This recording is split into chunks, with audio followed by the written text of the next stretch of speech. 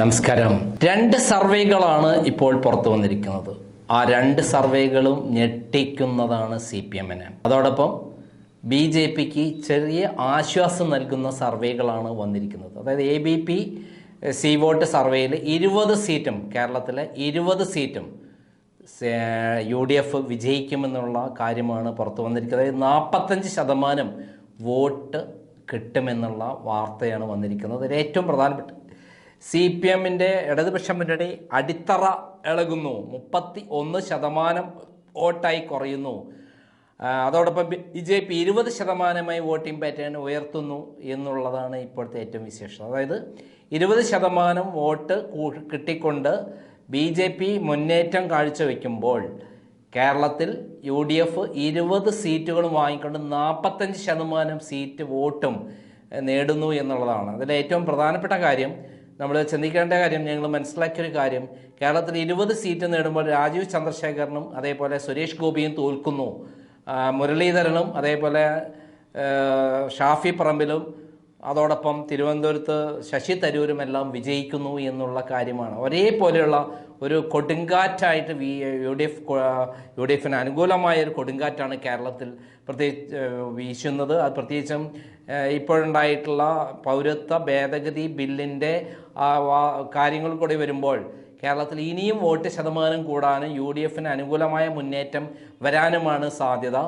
കാരണം കേരളത്തിലെ ഇന്നത്തെ പൊതുവായിട്ടുള്ള സ്ഥിതികൾ വളരെ ഡേഞ്ചറാണ്. പിണറായി വിജയൻ നടത്തിയിട്ടുള്ള അഴിമതികളെല്ലാം വെള്ള പൂശുന്ന മാർക്സിസ്റ്റ് പാർട്ടി BJPക്ക് സീറ്റ് കിട്ടുന്നില്ല. പക്ഷേ അവർക്ക് വോട്ട് ശതമാനം കൂടുന്നത് സ്ഥാനാർത്ഥികളുടെ മികവ് കൊണ്ടാണെന്ന് പറയാൻ പറ്റും. എന്നാൽ അവർക്ക് സീറ്റ് കിട്ടാതെ പോകുന്ന വലിയ അപകടം തന്നെയാണ്. ഇത്തവണ സുരേഷ് ഗോപി ജയിച്ചില്ലെങ്കിൽ, തിരുവനന്തപുരത്ത് രാജീവ് ചന്ദ്രശേഖർ വിജയിച്ചില്ലെങ്കിൽ, ഇനി അടുത്ത കാലത്തൊന്നും BJPക്ക് വിജയിക്കാൻ പറ്റില്ല. ഏറ്റവും പ്രധാന പ്രത്യേകത, ഞങ്ങൾ ഒരു സർവേ നടത്തിയപ്പോൾ ഇവിടുത്തെ ആലപ്പുഴയിൽ വലിയൊരു മാറ്റം തന്നെ ശോഭാ സുരേന്ദ്രൻ ഉണ്ടാക്കുന്നു എന്നുള്ളതാണ്. ശോഭാ സുരേന്ദ്രൻ ആലപ്പുഴയിൽ വലിയ മാറ്റങ്ങൾ ഉണ്ടാക്കുന്നുണ്ട്. അവിടെ എല്ലാ മേഖലകളിൽ സ്ത്രീകളുടെ വോട്ട് ശോഭാ സുരേന്ദ്രന് കിട്ടാൻ പോകുന്നു എന്നുള്ള വാർത്ത വരുന്നുണ്ട്. അതുകൊണ്ട് തന്നെ നമുക്ക് ആലപ്പുഴയിലൂടെ സ്ഥിതി അട്ടിമറി തിരിച്ചു കിട്ടുമോ എന്നറിയില്ല. ഇതേപോലെ തന്നെയാണ് നമ്മുടെ തമിഴ്നാട്ടിലെ 39-ൽ 39 സീറ്റും DMK മുന്നണി, കോൺഗ്രസ് മുന്നണി അത് കൊണ്ടുപോകുമെന്നുള്ള കാര്യമാണ് വരുന്നത്. അതേപോലെ തന്നെ കർണാടകയിൽ കേന്ദ്ര ഇൻ്റലിജൻസ് റിപ്പോർട്ട് പ്രകാരം 15 സീറ്റുകളിൽ കോൺഗ്രസ് വിജയിക്കും, 11 സീറ്റുകളിൽ BJPയും 2 സീറ്റുകളിൽ ജനതാദളും വിജയിക്കുമെന്നുള്ള സർവേ റിപ്പോർട്ടാണ്, ഇൻ്റലിജൻസ് റിപ്പോർട്ടാണ് വന്നിരിക്കുന്നത്.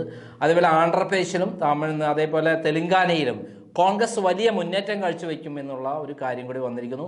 പോണ്ടിച്ചേരിയിൽ കോൺഗ്രസ് വിജയിക്കുമെന്നുള്ളതാണ്. അത് 40 സീറ്റുള്ള തമിഴ്നാട്ടിൽ നിന്ന് 10 സീറ്റ് കോൺഗ്രസ് ഇത്തവണ നേടും. അത് വലിയ നേട്ടമായിരിക്കും. അതേപോലെ തന്നെ ഈ കേരളത്തിൽ നിന്ന് 16 സീറ്റ് കോൺഗ്രസ് നേടും. അതോടെ മുന്നണി മൊത്തത്തിൽ 20 സീറ്റ് നേടും. ഇത് കോൺഗ്രസിനെ സംബന്ധിച്ചിടത്തോളം ശുഭകരമായ ഒരു വാർത്തയാണ്. 2 സർവേകളാണ്, ഒരു സർവേ അല്ല. നമ്മൾ ഒരു കേന്ദ്ര ഇൻ്റലിജൻസിൻ്റെ റിപ്പോർട്ട് പ്രകാരം, അമിത്ഷായ്ക്ക് കിട്ടിയ റിപ്പോർട്ട് പ്രകാരം കേരളത്തിൽ ഭരണ തകർച്ച തന്നെയാണ് ഉണ്ടാകുന്നത്. ഇതിൽ ഏറ്റവും പ്രധാനപ്പെട്ട കാര്യം, ഈ ഇലക്ഷൻ കഴിയുന്നവരെയാണ് പിണറായി വിജയനെയുള്ള ധാരണ. ഈ സർവേയിലൊന്നും കിട്ടാത്തൊരു കാര്യം, പിണറായി വിജയനെയുള്ള ധാരണ പ്രകാരം 6 സീറ്റുകളിൽ BJPയെ വിജയിപ്പിച്ചില്ലെങ്കിൽ അത് പിണറായി വിജയനും മകളും ജയിലിലാക്കും എന്നുള്ള കാര്യം നമുക്ക് പ്രത്യേകം മനസ്സിലാക്കേണ്ടത്. അതിൻ്റെ കാര്യങ്ങളൊക്കെ വളരെ വിശദമായ ഒരു റിപ്പോർട്ട് തന്നെ ക്രൈം പുറത്തുവിടുന്നുണ്ട്. അതായത് മാസപ്പടി വിവാദമായാലും, അതേപോലെ ലാവ്ലിംഗ് കേസായാലും, സ്വർണ്ണക്കള്ളക്കടത്തായാലും, സ്പ്രിംഗ്ലർ വിവാദമായാലും, ലൈഫ് മിഷൻ തട്ടിപ്പായാലും, അതേപോലെ തന്നെ ഏറ്റവും അവസാനത്തെ ഡോളർ കടത്ത് കേസായാലും, ഇതിലെല്ലാം തന്നെ പിണറായി വിജയനും മകളും ഇൻവോൾവാണ്. അപ്പോൾ ഇതിൻ്റെ എല്ലാം രേഖകൾ കൃത്യമായിട്ട് പ്രധാനമന്ത്രി തുടങ്ങി അമിത്ഷാ തുടങ്ങി ഇങ്ങോട്ട് താഴെ ഇവിടെ എല്ലാ കുറ്റാന്വേഷണ ഏജൻസികളും, CBI, അതേപോലെ എൻഫോഴ്സ്മെൻറ്റ്, അതേപോലെ SFIO ഇവരൊക്കെ കൈവശമുണ്ട്. ഒന്ന് തൂക്കിയെടുത്ത് കൊണ്ടുപോകാൻ മിനിറ്റുകൾ മതി പിണറായി വിജയനെയും മകളെയും. ഈ ഇലക്ഷൻ കഴിയുന്നതോട് കൂടിയിട്ട് പിണറായി വിജയനും ആ മകളും അകത്താവും എന്നുള്ള കാര്യം സംശയമില്ല. കാരണം 6 സീറ്റ് വിജയിപ്പിച്ചു കൊടുക്കാമെന്നാണ് പിണറായി വിജയൻ്റെ ധാരണ. ആ പിണറായി വിജയനുമായുള്ള ധാരണ ഉണ്ടെന്ന് പറയുന്ന ആ നിമിഷം തന്നെ BJP അണികൾ വോട്ട് മാറ്റിക്കുത്തും, അല്ലെങ്കിൽ തന്നെ ആറ്റിങ്ങളും ഒക്കെ തന്നെ മാറ്റിക്കുത്താൻ നിൽക്കുകയാണ് അവിടെ. അവിടെ കോൺഗ്രസിലേക്കാണ് വോട്ട് പോകുന്നത്, CPIക്കാണോ വോട്ട് പോകുന്നത് അറിയില്ല, CPMലേക്കാണോ വോട്ട് പോകുന്നത് അറിയില്ല. മുരളീധരൻ്റെ മണ്ഡലത്തിൽ അതേപോലെ അനിൽ ആന്റണി മത്സരിക്കുന്ന പത്തനംതിട്ടയിലൊക്കെ വളരെ ദയനീയമാണ് കാര്യങ്ങൾ. അപ്പം ഈ വിധത്തിൽ കേരളത്തിൽ വലിയ തോതിലുള്ള UDF മുന്നേറ്റം തന്നെയാണ് വരാൻ പോകുന്നത് എന്നുള്ള സർവേ റിപ്പോർട്ട് വന്നിരിക്കുന്നു. ഇത് വെറുതെ എന്തെങ്കിലും തട്ടിക്കൂട്ട് സർവേ റിപ്പോർട്ടല്ല, കൃത്യമായി പഠിച്ചിട്ടുള്ള 2 സർവേ റിപ്പോർട്ടാണ്. കേന്ദ്രത്തിൽ കിട്ടുന്ന ഇൻ്റലിജൻസ് റിപ്പോർട്ട് എന്ന് പറഞ്ഞാൽ വളരെ പ്രധാനപ്പെട്ടതാണ്. അതുകൊണ്ട് ഇപ്പോൾ വന്ന സർവേ റിപ്പോർട്ടുകളേക്ക് മറികടക്കാവുന്ന പല ഘടകങ്ങളും ഒക്കെ ഉണ്ടാവാം. തൃശ്ശൂരിലാണ് ആകപ്പാടെയുള്ള പ്രതീക്ഷ. തൃശ്ശൂരും തിരുവനന്തപുരവും അതേ പത്തനംതിട്ടയും അതേപോലെ പാലപ്പുഴയും എല്ലാം BJPയെ സംബന്ധിച്ചിടത്തോളം ശ്രമിച്ചാൽ കിട്ടാവുന്ന സീറ്റുകളാണെങ്കിലും ഇപ്പോഴുണ്ടായിട്ടുള്ള ഒരു കാര്യം കൃത്യമായിട്ട് BJPയും കോൺഗ്രസും തമ്മിൽ, BJPയും CPMും തമ്മിൽ ധാരണയാണെന്നുള്ള വലിയ പ്രചരണം BJPക്ക് തിരിച്ചടിയായി മാറുകയാണ്. BJP അണികൾ തന്നെ മാറ്റി വോട്ട് കോൺഗ്രസിന് ചെയ്യുന്ന ഒരു ഘട്ടത്തിലേക്ക് പോകുന്നു എന്നുള്ളതാണ്. കാരണം പിണറായി വിജയനെതിരെയുള്ള അണികളുടെ വല്ലാത്ത വികാരം കേരളത്തിൽ ഈ ഇലക്ഷനിൽ വോട്ടിംഗ് പാറ്റേണിൽ വരാൻ സാധ്യതയുണ്ട്. അതേപോലെ മാർക്സിസ്റ്റ് പാർട്ടിയെ സംബന്ധിച്ചിടത്തോളം മാർക്സിസ്റ്റ് അണികൾ മൊത്തത്തിൽ ഈ ഇലക്ഷനിൽ മാർക്സിസ്റ്റ് പാർട്ടി തോൽക്കുമെന്നുള്ളത് കാണുമ്പോൾ തീർച്ചയായും കോൺഗ്രസ് വിജയിക്കട്ടെ, BJP വിജയിക്കണ്ട എന്നുള്ള നിലപാടും കൂടെ വരുന്നുണ്ട്. എന്തായാലും ഈ വരുന്ന ഇലക്ഷനിൽ ദക്ഷിണേന്ത്യയിൽ വലിയ തോതിൽ കോൺഗ്രസിന് മുന്നേറ്റമുണ്ടാക്കാൻ പോകുന്നത് വലിയ മാറ്റങ്ങൾക്ക് കാരണമായി തീരും. പിന്നെ പൗരത്വ ഭേദഗതി ബിൽ പല മേഖലകളിലും വലിയ ഒച്ചപ്പാടും ബഹളവുമായി മാറിയിരിക്കുന്നു. പൊക്രാനിൽ ബോംബ് പൊട്ടിച്ചതുകൊണ്ട്, ബോംബ് പരീക്ഷണം നടത്തിയതുകൊണ്ട്, അണുവായുധ പരീക്ഷണങ്ങളും എല്ലാം നടത്തിയതുകൊണ്ടോ അല്ലെങ്കിൽ അവിടെ ശക്തി പ്രകടനം നടത്തിയതുകൊണ്ടോ ഒന്നും ദേശീയ തലത്തിൽ ഇപ്പോൾ ഏറ്റിട്ടില്ല എന്ന് വേണം കരുതാൻ.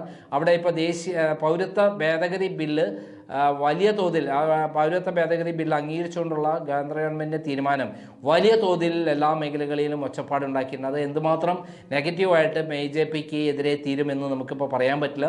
പക്ഷേ എന്താണെങ്കിലും നമ്മൾ ഒരു ഈക്വൽ ഫൈറ്റാണ് ഇന്ത്യയിൽ വരാൻ പോകുന്നത്. അതായത് ഇന്നലെ വരെ ഉണ്ടായിരുന്ന മേധാവിത്വം, അതായത് BJPക്ക് മേധാവിത്വമായിരുന്നു നമ്മൾ കണ്ടുകൊണ്ടിരുന്നത്. 400 സീറ്റിൽ വിജയിക്കുമെന്നുള്ള അമിതമായ പ്രതീക്ഷകളുടെയിട്ടാണ് BJP നേരത്തെ വന്നത്.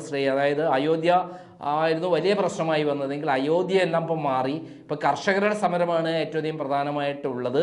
ആ കർഷകരുടെ സമരത്തിൽ ശക്തമായ രൂപത്തിൽ കോൺഗ്രസിന് അനുകൂലമായ തരംഗം വരുന്നത് മാത്രമല്ല, മാറ്റം വരുന്നത് മാത്രമല്ല, എല്ലാ സ്ഥലങ്ങളും മുന്നണിയായി വന്നിരിക്കുന്നു. തൃണമൂൽ കോൺഗ്രസുമായിട്ട് മാത്രമാണ് പശ്ചിമ ബംഗാളിൽ ഒരു കൂട്ടുകെട്ട് വരാതെ വന്നത്. കൂട്ടുകെട്ട് ഇപ്പോഴും ചർച്ച നടക്കുന്നു.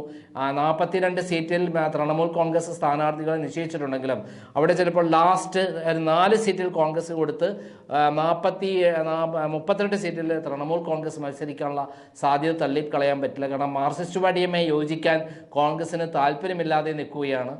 അതേപോലെ ബീഹാറിലൊക്കെ ഭയങ്കര മാറ്റമുണ്ടാകുന്നു എന്നുള്ള കാര്യങ്ങളാണ് പുറത്തു വരുന്നത്. ബീഹാറിൽ വൻ റാലി വന്നത് BJPയെ വല്ലാതെ ഞെട്ടിച്ചിരിക്കുകയാണ്. കാരണം നിതീഷ് കുമാർ വന്നതുകൊണ്ട് മാത്രം വലിയ മാറ്റങ്ങൾ ഉണ്ടാവുന്നില്ല എന്നുള്ള കാര്യമാണ്. അതായത് എതിരായി തീർന്നിരിക്കുന്നു BJPക്ക് എന്നുള്ള കാര്യം കൂടി വരുന്നുണ്ട്. എന്തായാലും ഉത്തർപ്രദേശിലും ആകട്ടെ അഖിലേഷ് യാദവുമായിട്ട് യോജിച്ചുകൊണ്ട് കോൺഗ്രസ് മുന്നേറ്റം വന്നു കഴിഞ്ഞു. അഖിലേഷ് യാദവുമായിട്ട് യോജിച്ചുകൊണ്ട് മുന്നേറ്റം വന്നു കഴിഞ്ഞു. അവിടെ ഒരു തരത്തിൽ കർഷക സമരം കൂടെ വരുമ്പോൾ തീർച്ചയായും അത് കോൺഗ്രസ്സിന് വലിയ ഗുണം കിട്ടും. ഒരു പകുതി സീറ്റെങ്കിലും അവിടെ അട്ടിമറിക്കാൻ ശ്രമിക്കുകയാണെങ്കിൽ BJPയുടെ പ്രതീക്ഷകളെല്ലാം അട്ടിമറിക്കാൻ കഴിയും. പക്ഷേ BJP വലിയ ആത്മവിശ്വാസത്തിലാണ്. അവർ 400 സീറ്റ് ഇല്ലെങ്കിലും 300 സീറ്റ് കവർ ചെയ്തുകൊണ്ട് ഭരണം പിടിക്കുമെന്ന് തന്നെയാണ് BJP കരുതുന്നത്. പക്ഷേ നേരത്തെ കണക്കൂട്ടിയിരുന്ന BJPയുടെ വൻ മുന്നേറ്റങ്ങൾ ഈ തവണ കാണാൻ പ്രയാസമാണ് എന്നുള്ള വാർത്ത എന്തായാലും BJPയെ വല്ലാതെ അസ്വസ്ഥപ്പെടുത്തുന്നുണ്ട്. ഇപ്പോൾ അയോധ്യ പ്രശ്നം വലിയ പ്രശ്നമായിട്ട് വരുന്നില്ല. വോട്ടിംഗ് പാനലിൽ അത് വലിയ ഗുണം ചെയ്യില്ല എന്നുള്ള അതല്ല പ്രധാനപ്പെട്ട വിഷയം എന്നുള്ളതായി മാറിയിരിക്കുന്നു എന്നുള്ളത് വളരെ പ്രധാനപ്പെട്ട. ആം ആദ്മിയുമായിട്ട് ഉണ്ടായിട്ടുള്ള ധാരണ ഡൽഹിയിലെ 7 സീറ്റിൽ 5 സീറ്റും അവർ നേടിയെടുക്കാൻ സാധ്യത, 2 സീറ്റ് മാത്രമേ BJP വിജയിക്കാൻ സാധ്യതയുള്ളൂ എന്നുള്ളത് വരുന്നുണ്ട്. പഞ്ചാബിൽ അവർ പൂർണ്ണമായി സീറ്റ് നേടും, കോൺഗ്രസോ അല്ലെങ്കിൽ ആം ആദ്മിയോ സീറ്റ് നേടും. ഗുജറാത്തിൽ കഴിഞ്ഞ തവണ 25 സീറ്റും BJP നേടിയതാണ്. ഇത്തവണ അത്തരം കാര്യങ്ങളൊന്നും നടക്കാൻ സാധ്യതയില്ല. ഒരു 7 സീറ്റെങ്കിലും കോൺഗ്രസ് നേടുമെന്നുള്ള ഒരു അവസ്ഥയിലേക്ക് അവിടെ കാര്യങ്ങൾ നീങ്ങിയിരിക്കുന്നു. അത് 7 സീറ്റ് പോകാമെന്ന് പറഞ്ഞാൽ BJP വലിയ തിരിച്ചടിയാണ്. മധ്യപ്രദേശും രാജസ്ഥാനും പൂർണ്ണമായി സീറ്റുകളാണ്, 1 സീറ്റ് മാത്രമാണ് കഴിഞ്ഞ വർഷം നേടിയതെങ്കിൽ ഇത്തവണ അങ്ങനെയല്ല, അവിടെ നിന്ന് ഈക്വൽ ഫൈറ്റായിട്ട് വരുന്നത് എന്നുള്ള കാര്യമാണ് വരുന്നത്. മധ്യപ്രദേശിൽ കിട്ടുന്ന സീറ്റുകളിൽ ഭൂരിപക്ഷം BJP നേടുമെങ്കിലും ഒരു 10 സീറ്റിലും കോൺഗ്രസ് നേടുകയാണെങ്കിൽ BJPക്ക് വലിയ തിരിച്ചടിയായി മാറും. ഇതേപോലെ തന്നെയാണ് രാജസ്ഥാനിലെ സ്ഥിതി. രാജസ്ഥാനിൽ ഇത്തവണ അവർക്ക് ഭരണം കിട്ടിയെങ്കിലും കോൺഗ്രസ് ശക്തമായിട്ട് തന്നെ നിൽക്കുന്നുണ്ട്. മാത്രമല്ല അവിടെ കോൺഗ്രസ് BJPയിൽ നിന്ന് രാജിവെച്ച രാഹുൽ എന്ന് പറയുന്ന ഒരു സ്ഥാനാർത്ഥിക്ക് ഇപ്പോൾ സ്ഥാനാർത്ഥിത്വം കൊടുത്തിരിക്കുകയാണ്. മഹാരാഷ്ട്രയിൽ ആണ് ഇപ്പോൾ ആകെ കുഴഞ്ഞു മറിഞ്ഞു നിൽക്കുന്നത്. ഗഡ്കരിക്ക് സീറ്റ് കൊടുക്കാത്തത് BJPയിൽ വലിയ പൊട്ടിത്തെറി ഉണ്ടാക്കിയിട്ടുണ്ട്. എന്തായാലും സീറ്റ് വിഭജനങ്ങൾ പൂർണ്ണമായിട്ടില്ല, ഇലക്ഷൻ പ്രഖ്യാപിച്ചില്ലെങ്കിലും ഇപ്പോൾ വരുന്ന വാർത്തകൾ ഗുണകരമായി മാറുന്നത് കോൺഗ്രസിനാണ് എന്നുള്ള കോൺഗ്രസോ ഇന്ത്യ മുന്നണിക്കോ ആണ്. കാരണം ഭരണം നിലനിൽക്കും ഭരണം ഇപ്പോഴും BJPക്ക് അനുകൂലമായി നിൽക്കുന്നതെങ്കിലും ഇപ്പോൾ പല മേഖലകളിലും കോൺഗ്രസ് മാറ്റം വരുത്തി കുതിച്ചു കയറുന്ന ഒരു കാഴ്ചയാണ് നമ്മൾ കാണുന്നത്. കേരളവും തമിഴ്നാടും കർണാടകയും അതേപോലെ തെലങ്കാനയും അതേപോലെ ആന്ധ്രാപ്രദേശും ഒറ്റക്കെട്ടായി കോൺഗ്രസും ഇന്ത്യ മുന്നണിയുടെ കൂടെ വന്നാൽ അത് വലിയ ദോഷം ആയി മാറും എന്നുള്ള കാര്യത്തിൽ സംശയമില്ല. കേരളത്തിൽ ഭരണവിരുദ്ധ വികാരമാണ് ഏറ്റവും വലിയ തോതിൽ ഉള്ളത്. അതുകൊണ്ടാണ് CPM വോട്ട് കുറയുന്നത്, കോൺഗ്രസിന് വോട്ട് കൂടുന്നതെന്നും കൂടി നമ്മൾ ചിന്തിക്കേണ്ടതുണ്ട്. നന്ദി, നമസ്കാരം.